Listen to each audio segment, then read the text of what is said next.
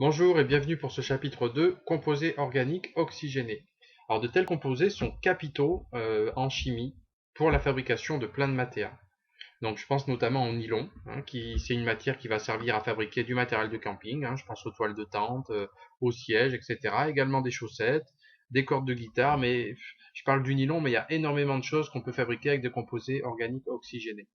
L'objectif de ce chapitre, c'est de balayer les fonctions chimiques principales de ces composés organiques oxygénés, de savoir comment les nommer et de travailler encore avec l'oxydoréduction d'alcool pour fabriquer justement ces composés organiques.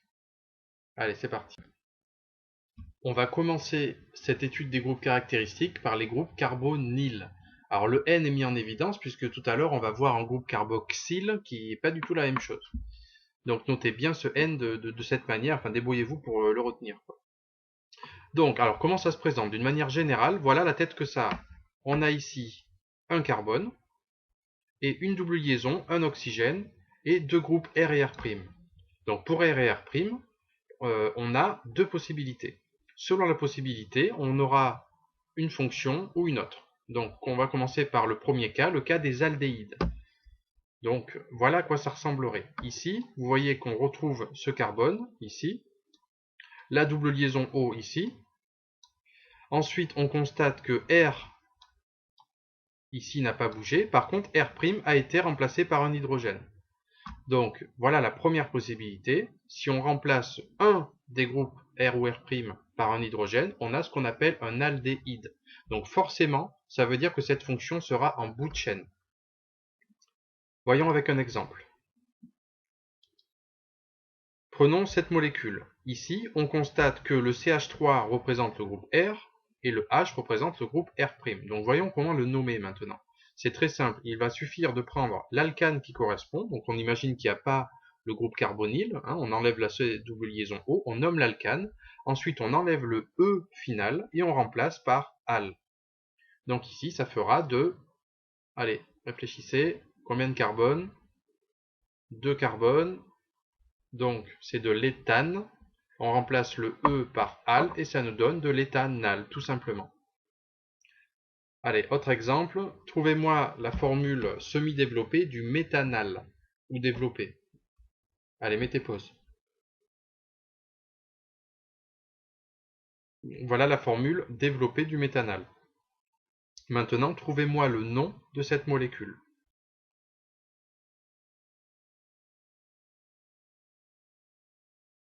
Il s'agit du 2-méthylbutanal. Alors ceux qui ont eu du mal à faire ça, pensez à passer par l'étape formule semi-développée, ça vous aidera. C'est pas forcément évident au début de travailler directement avec la forme topologique. Deuxième possibilité, ça va être le groupe fonctionnel cétone. Donc, on reprend la forme générale du carbonyle, sauf que cette fois, R et R' ne seront pas des hydrogènes. Donc la double liaison O peut être n'importe où, enfin, ne sera pas en bout de chaîne.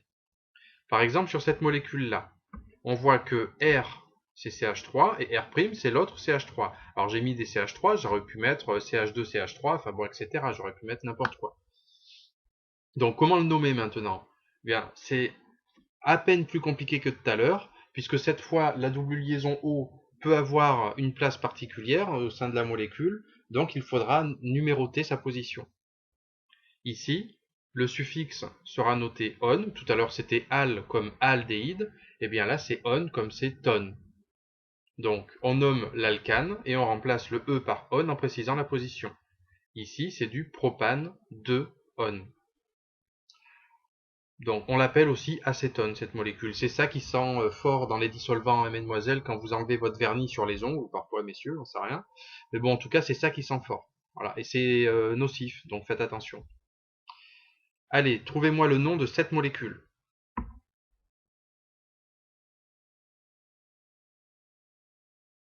Il s'agit du pentane 2-on. Maintenant, trouvez-moi la formule semi-développée du 3-méthylbutane 2-on.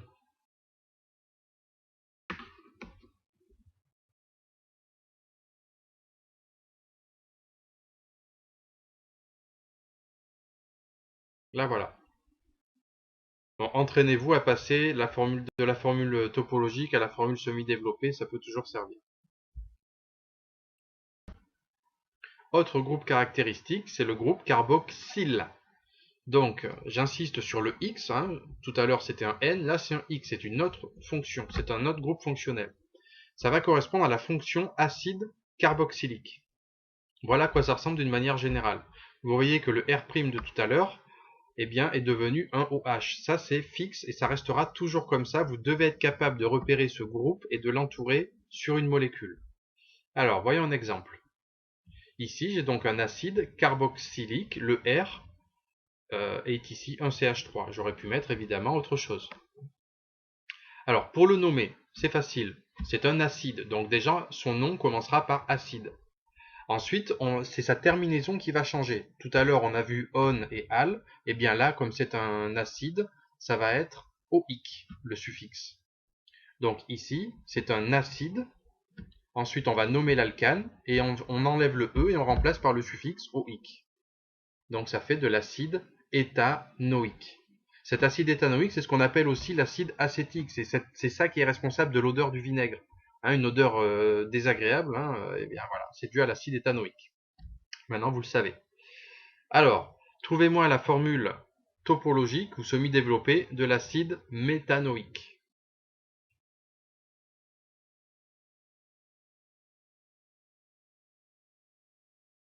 Voilà. Donc là, j'ai... Alors, trouvez-moi maintenant le nom de cette molécule.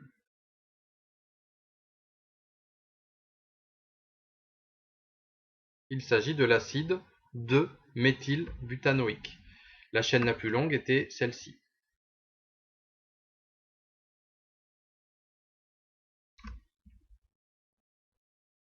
Trouvez-moi la formule maintenant semi-développée de l'acide 2-méthylpropanoïque.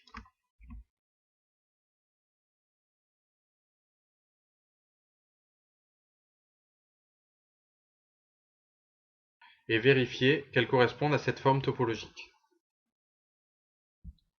Donc si vous rencontrez des difficultés, notez bien les questions hein, ici. Comme ça, dès qu'on arrive en cours, on en reparle. Voyons maintenant comment, par oxydation d'alcool ou d'aldéhyde, il est possible d'obtenir d'autres groupes fonctionnels. Notez également que certaines oxydations dites légères, c'est-à-dire des conditions expérimentales assez simples, peuvent nous renseigner sur la structure de la molécule qu'on a vue au départ. Ça peut servir de test de reconnaissance de molécules. Alors, déjà, petit rappel sur les classes d'un alcool avant d'attaquer l'oxydation de ces alcools. Donc très rapidement, ici, vous devez vous rappeler que ce carbone fonctionnel, hein, celui qui possède le groupe fonctionnel hydroxyle, ici, est entouré de 3 carbones. Donc c'est un alcool, bien sûr, qui est tertiaire. L'alcool primaire, ici, on le voit parce que le carbone fonctionnel n'est lié qu'à un carbone, et ici secondaire, parce que le carbone fonctionnel est lié à 2 carbones. Bon. Ce rappel étant fait, on va voir maintenant l'oxydation ménagée d'un alcool. Alors, pour avoir une telle oxydation, il suffit d'avoir un alcool, de le faire réagir avec du permanganate, MnO4-, ou du dioxygène, et ça nous donnera cette formule d'une manière générale. Alors, ce qui est important, c'est que vous arriviez à repérer quels sont les changements qui ont été faits. En fait, on constate que 2 hydrogènes ont disparu, donc ils sont nécessaires pour l'oxydation, pour qu'elle puisse avoir lieu. Donc, du coup, ça veut dire qu'on exclut déjà l'oxydation d'alcool tertiaire, puisque par définition, l'alcool tertiaire, le carbone fonctionnel ne serait pas lié à un hydrogène ici, donc l'oxydation ne pourrait pas avoir lieu. Bref, on verra ça après. Ici, si R' est égal à H, quel groupe caractéristique est-ce qu'on obtiendrait et quelle serait la fonction qu'on obtiendrait? Allez, mettez pause, essayez de trouver l'expression générale du produit obtenu et répondez aux questions.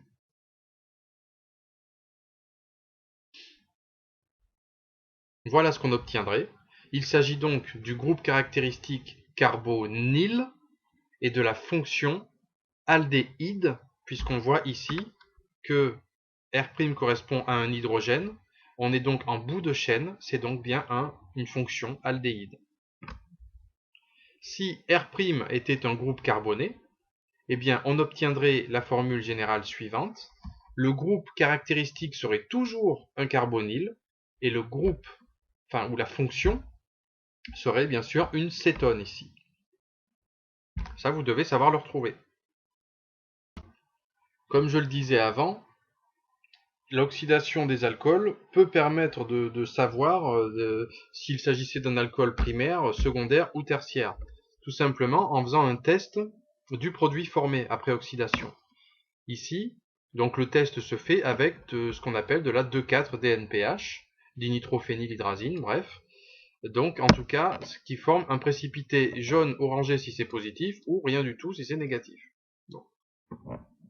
Donc, si on prend un alcool primaire, on a vu que ça formait une fonction aldéhyde, et avec la 2,4-DNPH, eh bien, on obtient un précipité jaune-orangé. Pareil avec l'acétone. Autrement dit, avec un carbonyle, la 2,4-DNPH réagit. Pour distinguer éventuellement si on a une cétone ou une aldéhyde, on peut faire un test complémentaire à la liqueur de Féline, pour observer si on est en présence d'un aldéhyde, un précipité rouge brique. Et ça resterait bleu hein, si on avait un alcool secondaire. Maintenant que vous avez compris le principe de l'oxydation ménagée, vous devez être capable de modéliser par des demi-équations redox les transformations. Prenons cet exemple. Je prends cet alcool et je lui fais subir une oxydation ménagée. Vous devez être capable de prédire le produit qu'il se formera. Vous savez que c'est 7 hydrogènes et 7 hydrogènes qui vont devoir se décrocher de la molécule. Vous allez donc obtenir la cétone suivante. Donc n'oublions pas, pour compléter la demi-équation, de rajouter les protons qui se sont échappés de la molécule, donc 2H+, et pour assurer l'électroneutralité, il y aura bien 2 électrons qui seront générés en même temps. Ainsi, on peut vérifier que c'est bien une réaction d'oxydoréduction, puisque les particules échangées seront les électrons. Comme c'est une demi-équation redox, je n'oublie pas de rajouter la flèche dans le sens inverse pour expliquer que la réaction pourrait éventuellement se produire dans l'autre sens. Donc, voilà les couples redox. Ici, on retrouve bien l'oxydant à gauche, c'est la molécule qui se trouve du côté des électrons. Et on a le réducteur à droite du couple, c'est celui qui se trouve du côté opposé à celui où il y a les électrons. Donc j'écris la demi-équation redox dans le sens d'observation, pour rendre les choses plus faciles. L'alcool est bien oxydé, donc ça veut dire qu'il réduit quelque chose. Souvenez-vous, c'est donnant-donnant. S'il est capable de libérer les électrons, c'est parce qu'une autre espèce est capable de les accepter. Eh bien, cette autre espèce sera l'oxydant, c'est-à-dire ici le permanganate MnO4-. C'est le cas que j'ai choisi, j'aurais pu faire avec le dioxygène aussi. Bref, en tout cas, le MnO4- va donc être réduit en ion Mn2+. Donc pour ce faire, on va ajuster pour trouver la demi-équation redox. Donc ici, on a 4 oxygènes à gauche. Donc je vais rajouter 4 molécules d'eau à droite pour ajuster les oxygènes. Ensuite, on a un problème au niveau des hydrogènes. On va donc rajouter 8 hydrogènes à gauche. Et ensuite, il y a l'électroneutralité qui pose problème. Donc on va rajouter 5 électrons à gauche. Une fois qu'on a fait ça, on peut procéder au bilan d'oxydoréduction. Donc pour ça, c'est assez simple. Comme la dernière fois, je vais faire la combinaison en fait, des demi-équations redox. Je fais bien attention par contre cette fois à ce que le nombre d'électrons échangés soit bien le même. Vous voyez ici, lorsque l'alcool s'oxyde, il y a 2 électrons qui sont échappés de la molécule. Et là, on constate que chaque molécule de permanganate va être capable d'accepter 5 électrons. On n'est donc pas ajusté. Là, ça ne va pas. C'est donnant-donnant. Il faut que le nombre d'électrons échangés soit le même. Je vais donc multiplier par 5 la première équation, par 2 la deuxième. Ainsi, le nombre d'électrons échangés sera globalement le même. Et ensuite, on fera la somme, la combinaison de ces deux demi-équations redox. Voilà ce qu'on obtient. Donc, notez bien qu'ici, j'avais des doubles flèches pour les demi-équations redox. La mise en contact des réactifs a fait que la réaction a eu lieu que dans un seul sens. J'ai donc remplacé la double flèche par une simple flèche. Donc, voilà ce que j'obtiens après simplification.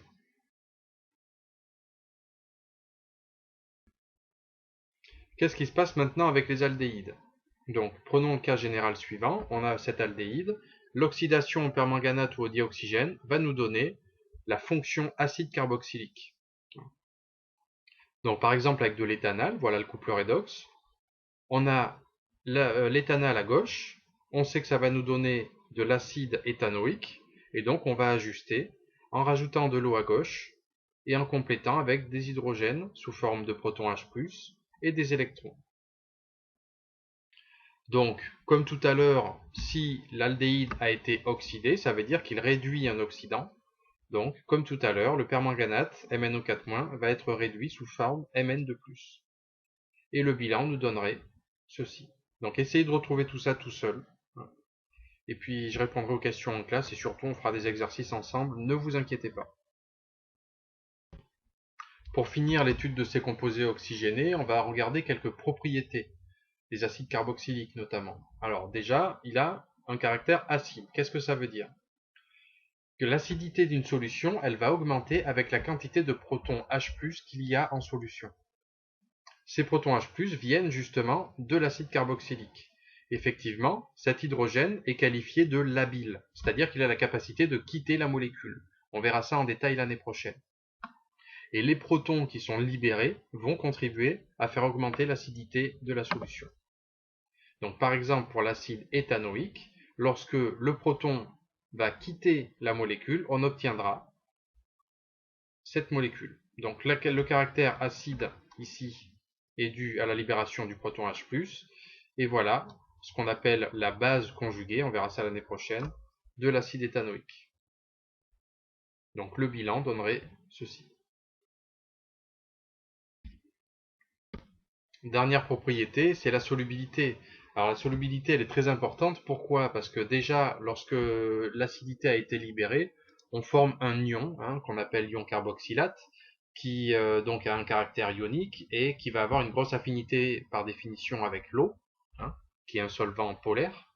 Et ensuite, on va avoir également formation de liaison hydrogène avec l'eau. Donc tout ça fait que la solubilité va être importante. C'est la fin de ce cours. À bientôt pour une prochaine.